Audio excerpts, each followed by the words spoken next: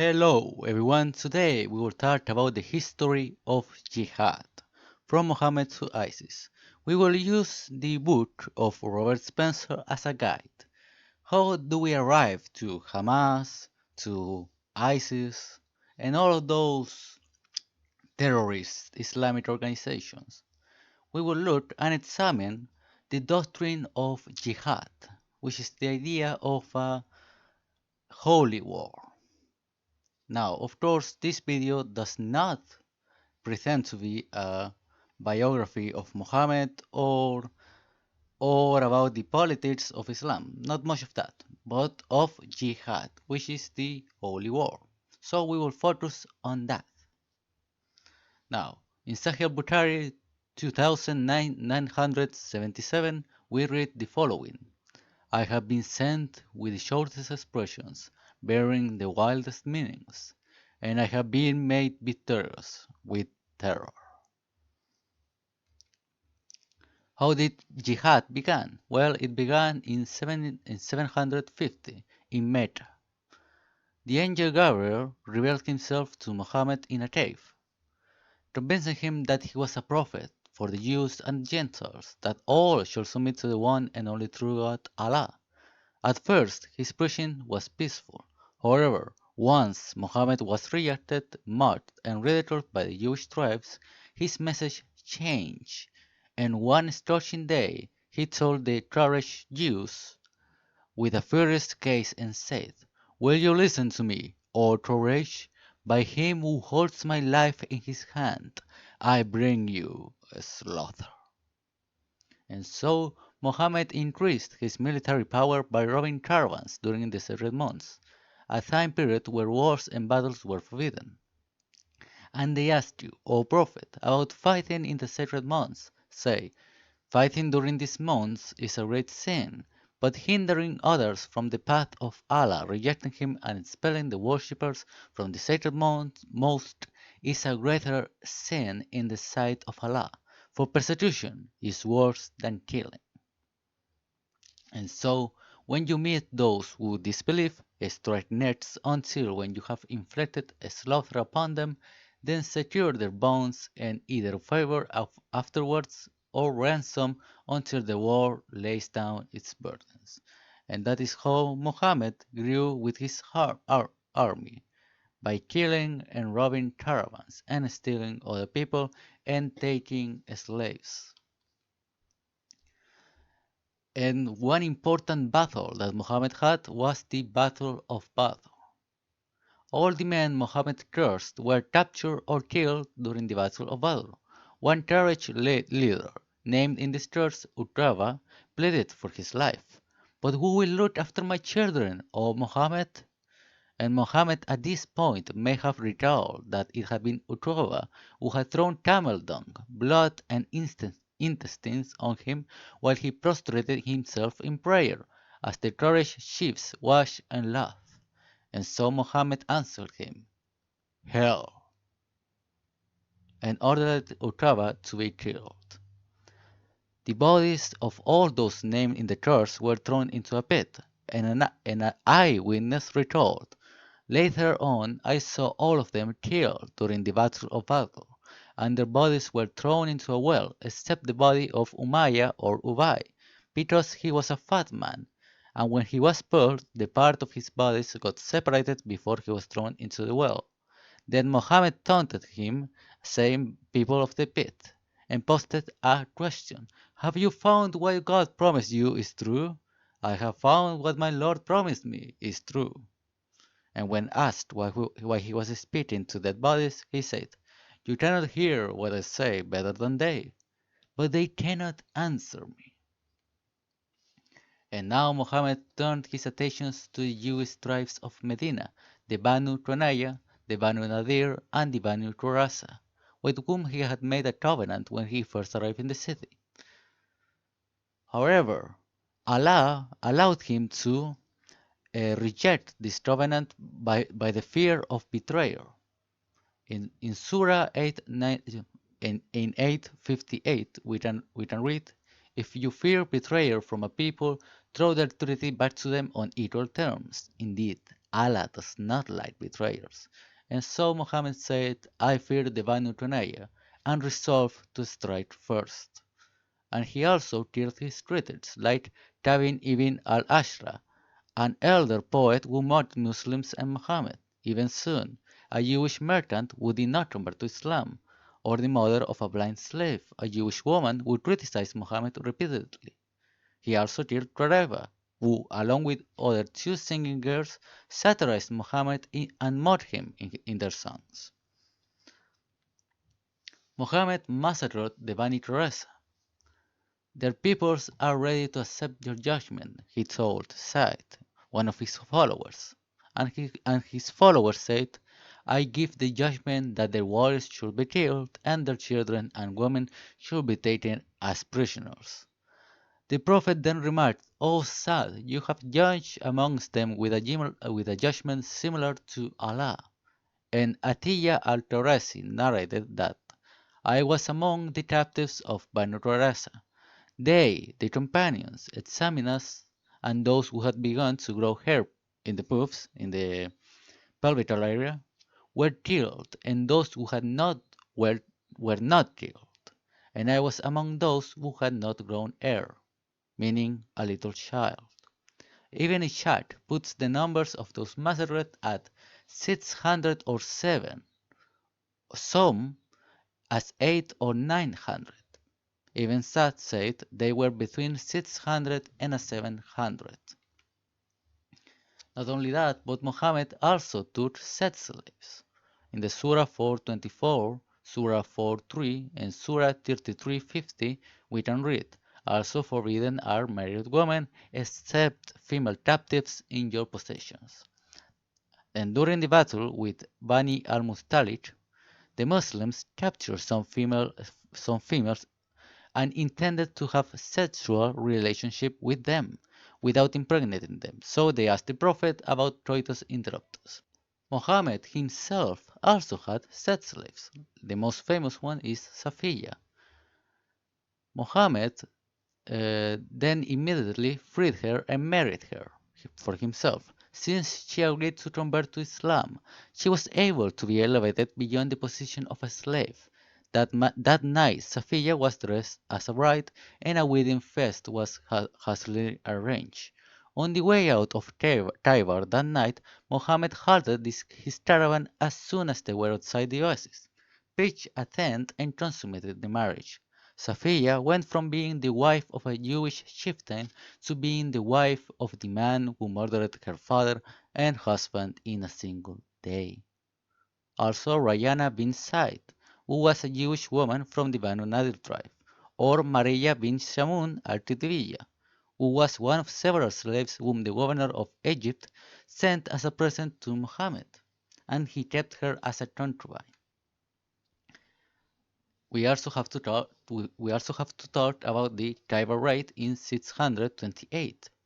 We met the workers of Khaybar coming out in the morning with their spades and baskets. When they saw the apostle and the army that tried Mohammed with his force and turned tail and fled, the apostle said, Allah Akbar, Khaybar is destroyed. And when we arrived in a people's square, it is a bad morning for those who have been warned. The Muslims' advance was inexorable. The apostle, according to Ibn Ishaq, seized the property piece by piece and conquered the forts one by one as he came to them. Ibn Sa'd reports that the battle was fierce. The polytheists killed a large number of Muhammad's companions, and Muhammad's companions did the same. They killed 93 men of the Jews. Some of the treasure was found. To find the rest, Muhammad gave orders concerning Kinana. Torture him until you extract what he has. One of the Muslims built a fire on Kinana's chest, but Kinanas would not give up his secret. When he was at the point of death, Muhammad bin Maslama, the killer of the poet Ibn bin al-Shraf, beheaded him. And now we arrive to the conquest of Mecca, the main worshipping site of Arabia. When Muhammad forced his entry into Mecca, according to Ibn Sa'd, the people embraced Islam willingly or unwillingly. The Prophet of Islam ordered the Muslims to fight only those individuals or groups who resisted their advance into the city, except for a list of people who were to be killed. And so the Surah 929 was revealed. Fight against those who do not believe in Allah nor in the last day, and who do not consider unlawful what Allah and His Messenger have made unlawful, and who do not adopt the religion of truth. From those who were given the scriptures, fight until they give the jizya. Willingly they are humbled. And I will expel the Jews and Christians from the Arabian Peninsula, and I will not leave any but Muslims. And I have been commanded to fight unjust people till they testify that there is no God but Allah, that Muhammad is the messenger of Allah, and they establish prayer and pay zakat, and if they do, their blood and property are guaranteed protection. And Muhammad participated in 20 battles, 20 raids, like Wadan, Buwad, Badr, Khaybar, and so much more. And not only that, but Islam would also conquer the world. And the Prophet of Islam said, "Did you really see that, Salman? The first means that God has opened me to Yemen, the second Syria, and the West, and the third the East. So that the palaces of Al-Hira, what is today Iraq, and Al-Madain of Kisra, which is the capital of the Sasanian Empire, lift up for me as if they were dogs' teeth. And Gabriel informed me that my nation would be victorious over them.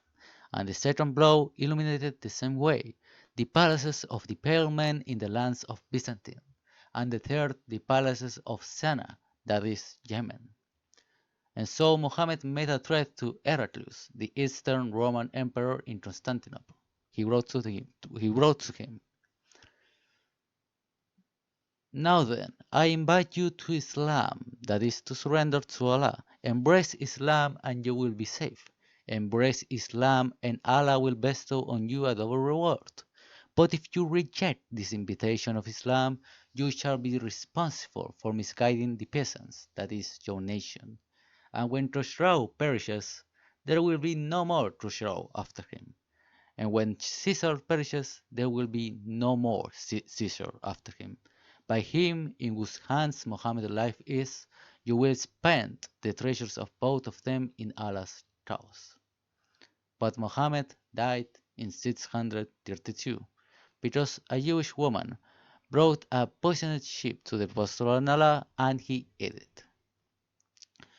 When Muhammad asked her why did she do it, she said to him the following: "You killed my father, my uncle, and my husband. You took from my people what you took. And I said to myself, if he is a prophet, he will be informed, and the sheep will inform him of what I did. If he is a king, we will be relieved of him." But he was not a prophet, and he was killed by that woman. And with the death of Muhammad, it began the first Islamic golden age, the four rightfully guided caliphs, Abu Bakr, Umar al-Faruq, Usman al-Ghani, and Hazrat Ali Asadullah. The first caliph was Abu Bakr, who ruled in 632 to 634. And he declared, "Whoever worshipped Muhammad, then Muhammad is dead. But whoever worshipped Allah, then Allah is alive and shall never die." And so the apostasy wars, or the Ridda wars, began. Many of the tribes of Arabia that Muhammad had recently subdued saw in his death the chance to reassert their autonomy. Numerous, and sometimes all members of every Arab tribe, except two, the Quraysh and the Thaqif, left Islam at this point. But Muhammad said to them, "Whoever changes his religion, kill him." Apostates are not meant to be alive in Islam. All of them have to die. And so the Ridda Wars began. That sword was still needed. The Muslims met the forces of the rebel prophet Musaylima at Yamahama. Amid the battle merely, one of the Muslim commanders made it very clear what the fight was about. "O company of the Muslims, you are the party of God, and they are the parties of Satan. And so the apostates were defeated, and the rebellion collapsed. It was all over by 633. Just a year after the death of Muhammad, Abu Bakr ordered Khalid to have all the adult men of the Banu Hanifa, a powerful tribe that had supported Muslima, to be put to death. And so it also began the conquest of Iraq in that same year. He reached the city of Al-Hira, the capital of the northern Euphrates region. Its Sasanian governor, Rasebeya ibn Ilyas, and the noblemen of the city came out to welcome him. Khalid wasted no time explaining why he and his men were there. I call you to God and to Islam. If you respond to the call, then you are Muslims. You obtain the benefits that they enjoy and take up your responsibilities they bear. If you refuse, then you must pay the jizya. And if you refuse to pay the jizya, I will bring you against you the tribes of people who are more eager for death than you are for life. We will then fight you until God decides between us and you. And so the fight between the Sassanid Empire and the Muslims began. They realized that those were not empty words. Khalid stormed through Persia, offering the Persians the same ultimatum: convert to Islam, pay the jizya, or face war. He defeated the Persians in numerous battles. At the fortress of Duma, a force of Christian Arabs joined the locals in defense against the Muslims. Khalid defeated them as easily as he had everyone else, beheaded their commander, and bought his daughter, who was renowned for her beauty, as a slave, as a set slave. Tabari notes that the cavalry commander would corner a group of them with the spears of his men. Having collected them, they would kill them. On the day of Al-Firat, 100,000 men were slain in the battle and the pursuit, and Abu Bakr died in 634. His cause of death was poisoned by a Jew. And so the second caliph, Omar, took power, and it began the conquest of Syria from 634 to 638. Khalid and his men won a decisive victory at Yarmouk, drastically weakening the Christian Empire and paving the way for more Arab conquest. The Muslims then struck a further blow to the Christians by expelling the Christian community and Najran in Yemen from the Arabian Peninsula, and the Muslims moved to a swift conquest of Damascus. The native Christian population was forced to pay the jizya, and they also took the capital of Persia. When the Muslims took the Persian emperor capital in 636, they entered the emperor's white palace, had the throne replaced with a pulpit, proclaimed that there was no God but Allah, and that Muhammad was the messenger.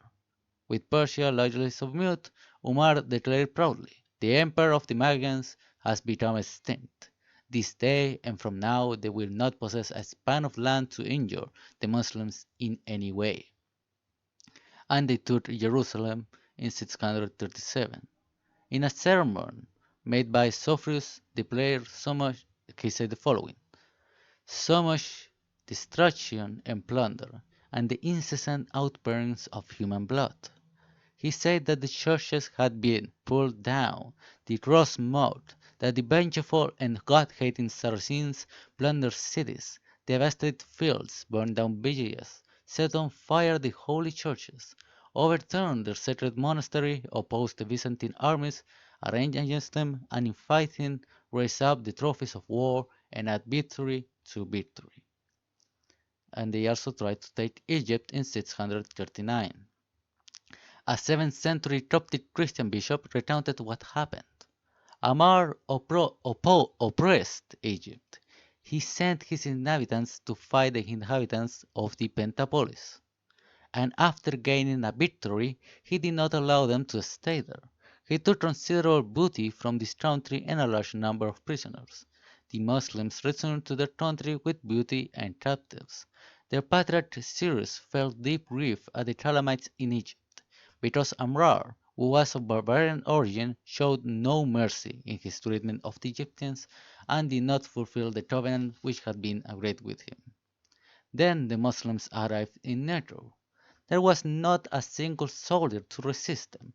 They seized the town and slaughtered everyone they met in the streets and in the churches, men, women, children, sparing nobody. Then they went to other places, pillaged and killed all the inhabitants they found. But let us say no more, for it is impossible to describe the horrors of the Muslims committed when they occupied the island of Nitro. And in this map, we can see the rise of Islam in only 40 years. We can see when Islam did not exist and when Islam started to exist. How they took Arabia, Damascus, Egypt, Iraq, and so much land. But they would only continue to grow all the way to Spain. And Umar died in 644 for he was stabbed by a Christian slave. And so Uthman, the third rightfully guided caliph, began his ruling. Now, the party of Ali, whence the word Shia, never accepted Uthman as the legitimate caliph because he ran away during the Battle of Badr. And so Uthman appointed a commission to standardize and codify the Quranic text, and once this work was done in 653, Uthman is supposed to have distributed the final version to all the Islamic provinces and burned all the other variants. Now, Uthman died in 656. He was assassinated by some Muslims who had rebelled against his rule. His detractors accused him of the sins of bid'ah, innovation, for changing some of the practices to which the Muslims had become accustomed, meaning they treat Uthman as an apostate, as someone who was distorting, corrupting Islam and therefore worthy of death. And so Ali fourth Caliph began the first fitna, or the disturbance. Uthman has been killed unjustly, and that as long as the mob rules, order will not be established. Aisha cried out to Abdallah, "Seek revenge for the blood of Uthman, and you will strengthen Islam." At the Battle of the Camel in Basra on November 7, 656, Aisha directed her forces from the back of a camel on which she was sitting fully veiled and concealed inside a houdah. Ali, victorious perhaps, because he could move and see much more easily, he spared her life. And this magnanimous act, however, won him no supporters among his enemies, and so he was murdered in 661, and began the ruling of Muawiyah, the Umayyad Caliphate, who found more success in dealing with internal enemies and uniting most of the Muslims under his authority. And so the Muslims moved to North Africa, Carthage, in 698. The Muslim general Hassan ibn al-Numan defeated the Byzantines at Carthage and took the city for Islam. Hassan was determined as well. In 700 he returned to North Africa, defeated Daya and her forces, and put an end to her independent Berber kingdom.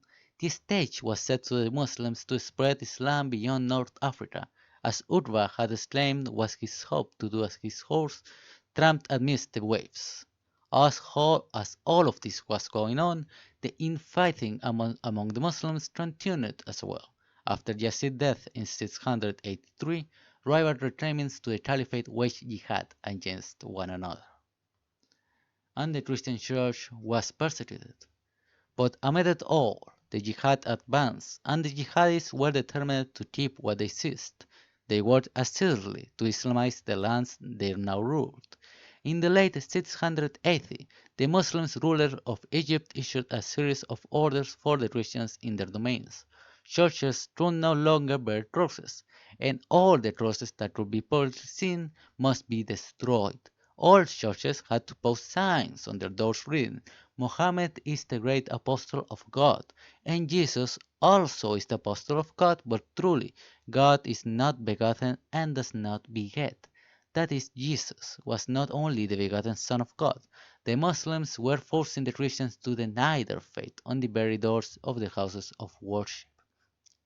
And the Caliph, Muawiyah II, began a persecution of Christians in Iraq and destroyed many churches after the Catholicos of the Assyrian churches refused his demand for gold. The persecution continued under his successor Abd al-Malik. This persecution was transforming the country's lands by making conversion to Islam an easy option for relief from discrimination, harassment, and constant threat. By the end of the 7th century, the Muslims controlled and were rapidly Islamizing an immense area stretching from North Africa to Central Asia. And so the jihad went to Spain. But that is another story for another day.